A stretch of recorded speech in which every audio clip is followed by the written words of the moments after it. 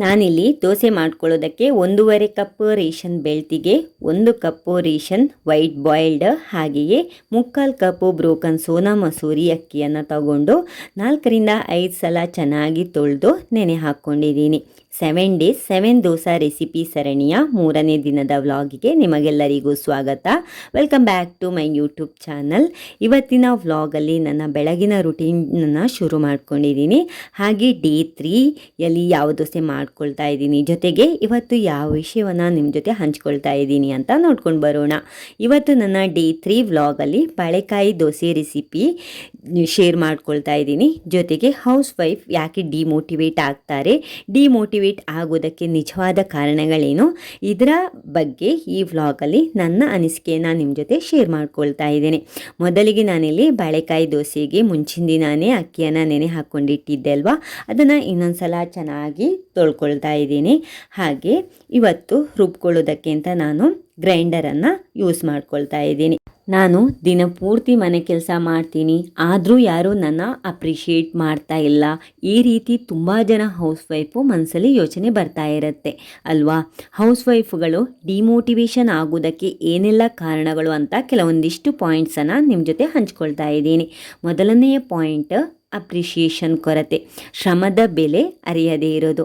ಅಂದರೆ ಒಬ್ಬ house wife ದಿನ ಪೂರ್ತಿ ಕೆಲಸ ಮಾಡ್ತಾಳೆ, ಕುಕ್ಕಿಂಗ್ ಆಗಲಿ, ಕ್ಲೀನಿಂಗು, ಮಕ್ಕಳನ್ನು ನೋಡ್ಕೊಳ್ಳೋದು, ಮನೆಗೆ ದಿನಸಿ ತರೋದು, ಈ ತರಹದ ಮನೆಯಲ್ಲಿದ್ದು ಈ ಎಲ್ಲ ಕೆಲಸಗಳನ್ನು ಮಾಡಿದಾಗ ಒಂದು ಧನ್ಯವಾದ ಹೇಳೋದಾಗಲಿ, ಇಲ್ಲ ಈ ರೀತಿಯ ಅಡಿಗೆ ಇವತ್ತು ಚೆನ್ನಾಗಿತ್ತು, ಈ ತರಹದ ಒಂದು ಮೋಟಿವೇಶನ್ ಮಾತುಗಳನ್ನು ಎಕ್ಸ್ಪೆಕ್ಟ್ ಮಾಡ್ತಾ ಇರ್ತಾರೆ. ಈ ರೀತಿ ಮೋಟಿವೇಶನ್ ಮಾತುಗಳು, ಇಲ್ಲ ಚೆನ್ನಾಗಿತ್ತು, ಇಲ್ಲ ಧನ್ಯವಾದ ಹೇಳೋದು, ಇದೆಲ್ಲ ಎಕ್ಸ್ಪೆಕ್ಟ್ ಮಾಡಿದಾಗ ಸಿಗದೇ ಇದ್ದರೆ ಅವರಿಗೆ ಆಟೋಮೆಟಿಕ್ ಮನಸ್ಸಿಗೆ ಬೇಜಾರಾಗುತ್ತೆ. ಈ ರೆಕಾಗ್ನೈಸೇಷನ್ ಕೊರತೆ ಮನಸ್ಸಿಗೆ ತುಂಬ ನೋವು ಕೊಡುತ್ತೆ. ನೋವು ತಿಂತಾ ಸ್ಲೋಲಿ ಅದು ಡಿಮೋಟಿವೇಟ್ ಆಗಿ ಬದಲಾಗುತ್ತೆ. ಹೌಸ್ ವೈಫ್ ಕೆಲಸಗಳು ಕಾಣಿಸುವಂಥದ್ದಲ್ಲ, ಆದರೆ ಅದು ಅವರು ಮನೆಯಲ್ಲಿಲ್ಲ ಅಂತಂದರೆ ಸುಸೂತ್ರವಾಗಿ ಕೆಲಸಗಳು ಕೂಡ ನಡೆಯಲ್ಲ, ಅದು ನಿಜ. Next, routine life. ಪ್ರತಿದಿನ ಒಂದೇ ಕೆಲಸ, ಒಂದೇ ಟೈಮ್ ಟೇಬಲ್ ಯಾರಿಗಾದರೂ ಬೋರಾಗೇ ಆಗುತ್ತೆ. ಬೆಳಗ್ಗೆ ಏಳೋದು, ಟಿಫಿನ್ ರೆಡಿ ಮಾಡೋದು, ಗಂಡ ಮಕ್ಕಳಿಗೆ ಲಂಚ್ ಬಾಕ್ಸ್ ರೆಡಿ ಮಾಡೋದು, ಅವರಿಗೆ ಆಫೀಸ್ಗೆ ಇಲ್ಲ ಸ್ಕೂಲ್ಗೆ ಹೋದ್ಮೇಲೆ ಇದ್ದೇ ಇರುತ್ತೆ ಅಲ್ವಾ, ಕಿಚನ್ ಕ್ಲೀನಿಂಗ್ ಆಗಲಿ, ಮನೆ ಕ್ಲೀನಿಂಗ್, ಬಟ್ಟೆ ಒಗೆಯೋದು, ಅದನ್ನು ಒಣಗಿಸೋದು, ಅದನ್ನು ಎತ್ತಿಡೋದು, ಹೀಗೆ ಹೇಳ್ತಾ ಹೋದರೆ ಕೆಲಸಗಳ ಲಿಸ್ಟ್ ಅಂತೂ ಮುಗಿಯೋದೇ ಇಲ್ಲ. ಹೌಸ್ ವೈಫ್ಗೆ ಟೈಮ್ ಟೇಬಲ್ ಪ್ರೆಡಿಕ್ಟೇಬಲ್ ಆಗಿರೋದು ಅದು ಅವರ ಎಕ್ಸೈಟ್ಮೆಂಟನ್ನು ತುಂಬ ಕಡಿಮೆ ಮಾಡುತ್ತೆ. ಲೈಫಿಗೆ ಹೊಸ ಚೇಂಜ್ ಬೇಕಾಗತ್ತೆ, ಇಲ್ಲಾಂದರೆ ಮನಸ್ಸು ಡಲ್ಲಾಗಿ ಅಲ್ಲಿ ಕೂಡ ಡಿಮೋಟಿವೇಟ್ ಆಗುತ್ತೆ. ನೆಕ್ಸ್ಟ್ ಪಾಯಿಂಟ್, ಸೆಲ್ಫ್ ಟೈಮ್ ಸಿಗದೇ ಇರೋದು. ಅಂದರೆ ನಮಗೆ ನಮ್ಮನ್ನು ಅಂದರೆ ಸೆಲ್ಫ್ ಕೇರ್ಗೆ ಸಮಯ ಸಿಗದೇ ಇದ್ದರೆ ಹಲವಾರು ಹೌಸ್ ವೈಫ್ಗಳು ಮೆಂಟಲಿ ಇಲ್ಲಿಂದ ಕೂಡ ಟಯರ್ಡ್ ಆಗ್ತಾರೆ, ಇಲ್ಲಿಂದ ಡಿಮೋಟಿವೇಟ್ ಕೂಡ ಆಗ್ತಾರೆ. ಸೆಲ್ಫ್ ಕೇರ್ ಅಂದರೆ ಸೆಲ್ಫಿಶ್ ಅಂತೂ ಅಲ್ವೇ ಅಲ್ಲ, ಪೂರ್ತಿ ಮನೆ ಜವಾಬ್ದಾರಿ, ಮಕ್ಕಳು, ಗಂಡ ಅಂತ ಅದರಲ್ಲೇ ಸಮಯ ಕಳೀತಾ ಇರ್ತಾರೆ. ಈ ರೀತಿ ಅವರ ನೆಚ್ಚಿನ ಹವ್ಯಾಸಗಳನ್ನು ಮಾಡ್ಕೊಳ್ಳೋದಕ್ಕೆ ಸಮಯ ಬೇಕಾಗುತ್ತೆ, ಅದಕ್ಕೆ ಅವರಿಗೆ ಸಮಯ ಸಿಗಲ್ಲ. ಪುಸ್ತಕ ಓದೋದಾಗಲಿ, ಇಲ್ಲ ಮೆಡಿಟೇಷನು, ಯೋಗ, ಇಲ್ಲ ಏನಾದರೂ ಆರ್ಟ್ ಮಾಡ್ಕೊಳ್ಳೋದು, ಹೀಗೆ ಅವರಿಗೆ ಅಂತ ಸೆಲ್ಫ್ ಟೈಮ್ ಸಿಗದೇ ಇದ್ದರೆ ಕೂಡ ಸ್ಲೋಲಿ ಮೆಂಟಲಿ ಅವರು ಡಿಮೋಟಿವೇಟ್ ಆಗ್ತಾರೆ. Next point, comparison. ಇನ್ಸ್ಟಾಗ್ರಾಮಲ್ಲಿ, ಇಲ್ಲ ಯೂಟ್ಯೂಬಲ್ಲಿ, ಇಲ್ಲ ಫೇಸ್ಬುಕ್, ಇದರಲ್ಲೆಲ್ಲ ಶಾರ್ಟ್ಸ್, ರೀಲ್ಸನ್ನೆಲ್ಲ ನೋಡ್ತಾ ಇರ್ತೀವಿ. ಬೇರೆಯವರು ಪರ್ಫೆಕ್ಟ್ ಇರ್ತಾರೆ, ಎಂಜಾಯ್ ಮಾಡ್ತಾ ಇರ್ತಾರೆ, ನಾವು ಮಾತ್ರ ಹೌಸ್ ವೈಫ್ ಮನೆಯಲ್ಲೇ ಕೆಲಸ ಮಾಡ್ತಾ ಇರ್ತೀವಿ, ಒಂದೇ ರೀತಿ ಜೀವನವನ್ನು ನಾವು ಮಾಡ್ತಾ ಇದ್ದೀವಿ ಅನ್ನೋ ಫೀಲಿಂಗ್ಸ್ ಬಂದುಬಿಡುತ್ತೆ. ಹಾಗೆ ಈ ರೀತಿ ನಮಗೆ ನಾವೇ ಕಂಪೇರ್ ಮಾಡಿಕೊಂಡು ಡಿಮೋಟಿವೇಟ್ ಆಗ್ತೀವಿ.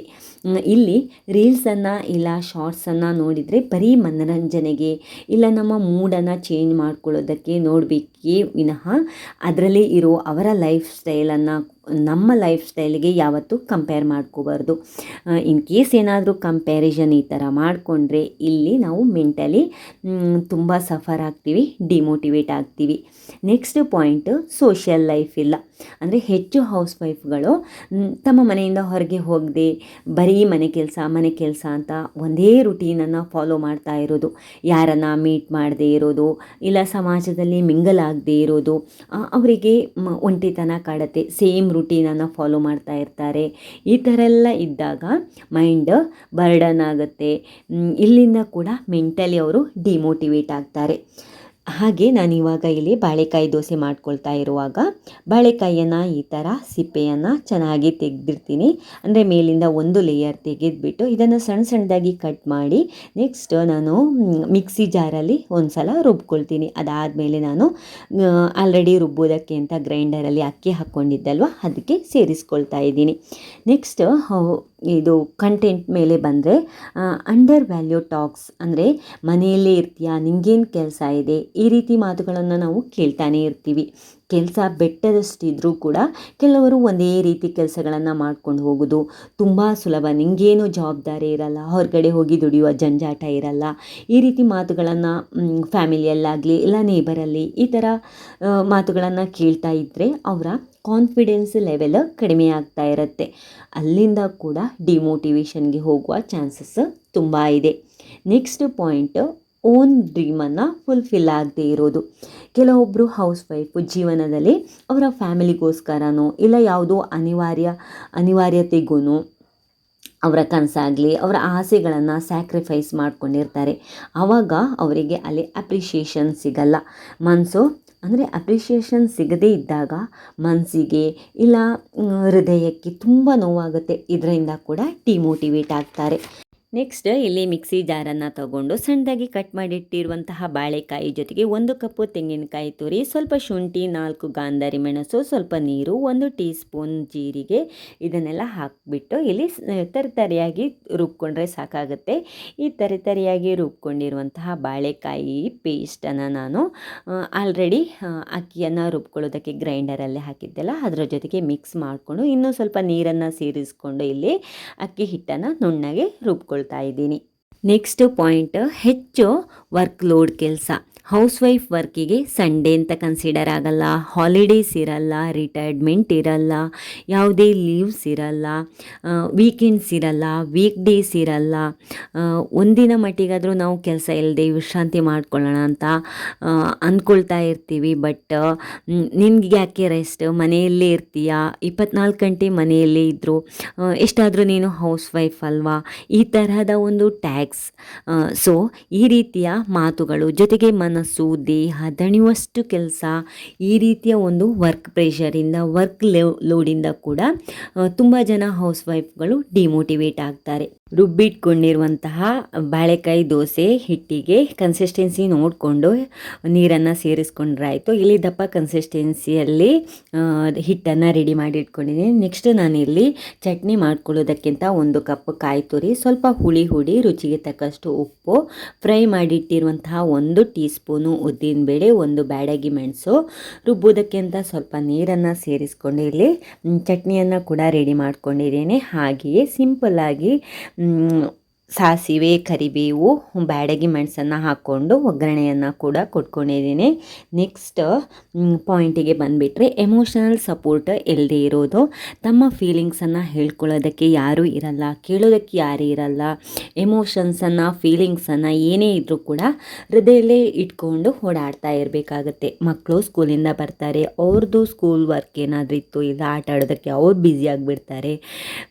ಗಂಡ ಹೊರಗಡೆ ಕೆಲಸಕ್ಕೆ ಹೋಗೋದು, ಆಫೀಸ್ ಕೆಲಸದಿಂದ ಬರುವಾಗ ಅವರು ಕೂಡ ತುಂಬ ಟಯರ್ಡ್ ಆಗಿರ್ತಾರೆ. ಸೊ ನಮ್ಮ ಒಂದು ಹೌಸ್ ವೈಫ್ನ ಎಮೋಷನಲನ್ನು ಯಾರೂ ಕೇಳೋರೇ ಇರಲ್ಲ. ಟೋಟಲ್ ಹೇಳಬೇಕು ಅಂದರೆ ಎಮೋಷನಲ್ ಸಪೋರ್ಟ್ ಇಲ್ಲದೆ ಇದ್ದಾಗ ಎಲ್ಲೂ ಕೂಡ ಹೌಸ್ ವೈಫು ಡಿಮೋಟಿವೇಟ್ ಆಗ್ತಾರೆ. ನೆಕ್ಸ್ಟ್ ಪಾಯಿಂಟು, ಫಿನಾನ್ಷಿಯಲಿ ಡಿಪೆಂಡೆನ್ಸಿ ಆಗಿರೋದು. ನಾನೇನು ಅರ್ನ್ ಮಾಡ್ತಾ ಇಲ್ಲ ಅನ್ನೋ ಫೀಲಿಂಗ್ಸ್, ಸ್ವಂತ ಹಣ ಇಲ್ಲದೆ ಇದ್ದರೆ ನಮ್ಮ ವ್ಯಾಲ್ಯೂ ಕಡಿಮೆ ಅಂತ ಗಿಲ್ಟ್ ಕಾಡ್ತಾ ಇರೋದು, ಮನಸ್ಸಿಗೆ ಬೇಜಾರು, ಕಿರಿಕಿರಿ ಮಾಡಿಕೊಂಡು ಮೆಂಟಲಿ ಡಿಮೋಟಿವೇಟ್ ಆಗ್ತಾರೆ. ನಾನಿಲ್ಲಿ ಮೆನ್ಷನ್ ಮಾಡಿರುವಂತಹ ಹಲವಾರು ಪಾಯಿಂಟ್ಸ್ಗಳಿಂದ ಹೌಸ್ ವೈಫು ಡಿಮೋಟಿವೇಟ್ ಆಗ್ತಾರೆ. ನಿಮಗೂ ಕೂಡ ನಿಜ ಅಂತ ಅನ್ನಿಸಿದರೆ ಯಾವ ಒಂದು ಪಾಯಿಂಟ್ಸಿಂದ, ಯಾವ ಒಂದು ವಿಷಯದಿಂದ ಹೌಸ್ ವೈಫು ಡಿಮೋಟಿವೇಟ್ ಆಗ್ತಾರೆ ಅನ್ನೋದನ್ನು ಕಮೆಂಟ್ ಮಾಡಿ. ಹಾಗೆ ಇಲ್ಲಿ ರೆಡಿ ಮಾಡಿಟ್ಟಿರುವಂತಹ ಬಾಳೆಕಾಯಿ ದೋಸೆ ಹಿಟ್ಟನ್ನು ಕಾದಿರುವ ಕಬ್ಬಿಣದ ತವದ ಮೇಲೆ ಎಣ್ಣೆಯನ್ನು ಸ್ಪ್ರೆಡ್ ಮಾಡಿಕೊಂಡು ತೆಳುವಾಗಿ ದೋಸೆ ಹಾಕ್ಕೊಳ್ಬೇಕು. ದೋಸೆ ಬೇಯುವ ಸಮಯಕ್ಕೆ ಮೇಲಿಂದ ಸ್ವಲ್ಪ ತೆಂಗಿನ ಎಣ್ಣೆಯನ್ನು ಹಾಕ್ಕೊಂಡು ಇನ್ನೊಂದು ಸೈಡನ್ನು ಬೇಯಿಸ್ಕೊಳ್ಬೇಕು. ಎರಡೂ ಸೈಡು ದೋಸೆ ಚೆನ್ನಾಗಿ ಬೆಂದು ಸ್ವಲ್ಪ ಕ್ರಿಸ್ಪಿ ಮಾಡಿಕೊಂಡ್ರೆ ದೋಸೆ ತಿನ್ನೋದಕ್ಕೆ ತುಂಬ ಚೆನ್ನಾಗಿರುತ್ತೆ. ಇದರ ಜೊತೆಗೆ ಉದ್ದಿನಬೇಳೆ ಚಟ್ನಿ ಕಾಂಬಿನೇಷನ್ ಕೂಡ ತುಂಬ ಚೆನ್ನಾಗಿರುತ್ತೆ. ಆಮೇಲೆ ನಾವಿಲ್ಲಿ ರುಬ್ಕೊಳ್ಳುವಾಗ ಶುಂಠಿ ಹಾಕಿರೋದ್ರಿಂದ ದೋಸೆ ಶುಂಠಿ ಫ್ಲೇವರ್ ಬಂದು ತುಂಬ ಅಂದರೆ ತುಂಬ ಟೇಸ್ಟಿಯಾಗಿರುತ್ತೆ. ಈ ದೋಸೆಗೆ ಹಸಿಮೆಣಸಿಂದು ಬಿಳಿ ಚಟ್ನಿ ಕೂಡ ಚೆನ್ನಾಗಿರುತ್ತೆ. ಬಾಳೆಕಾಯಿ ದೋಸೆ ರೆಸಿಪಿ ನಿಮಗೆ ಇಷ್ಟ ಆಯಿತು ಅಂತ ಅಂದ್ಕೊಂಡಿದ್ದೀನಿ. ಈ ವಿಡಿಯೋನ ಕೂಡ ನಾನು ಇಲ್ಲಿಗೆ ಎಂಡ್ ಮಾಡ್ತಾ ಇದ್ದೀನಿ. ಸಿಗ್ತೀನಿ ನೆಕ್ಸ್ಟ್ ಡೇ 4 ದೋಸೆ ರೆಸಿಪಿ ಜೊತೆಗೆ. ಯಾರೆಲ್ಲ ವಿಡಿಯೋವನ್ನು ಸ್ಕಿಪ್ ಮಾಡದೆ ಕೊನೆವರೆಗೂ ನೋಡಿದ್ದೀರಾ ಅವರಿಗೆ ತುಂಬ ಧನ್ಯವಾದಗಳನ್ನು ಹೇಳ್ತಾ, ಇನ್ನೂ ಚಾನೆಲ್ಗೆ ಸಬ್ಸ್ಕ್ರೈಬ್ ಆಗದೆ ವಿಡಿಯೋವನ್ನು ನೋಡ್ತಾ ಇದ್ದರೆ ದಯವಿಟ್ಟು ಚಾನೆಲ್ಗೆ ಸಬ್ಸ್ಕ್ರೈಬ್ ಆಗಿ ವಿಡಿಯೋವನ್ನು ಪೂರ್ತಿ ನೋಡಿ ಸಪೋರ್ಟ್ ಮಾಡಿ ಅಂತ ಕೇಳ್ತಾ ಇದ್ದೀನಿ. ನೆಕ್ಸ್ಟ್ ವಿಡಿಯೋದಲ್ಲಿ ಸಿಗ್ತೀನಿ. ಅಲ್ಲಿಯವರೆಗೂ bye, take care, love you all.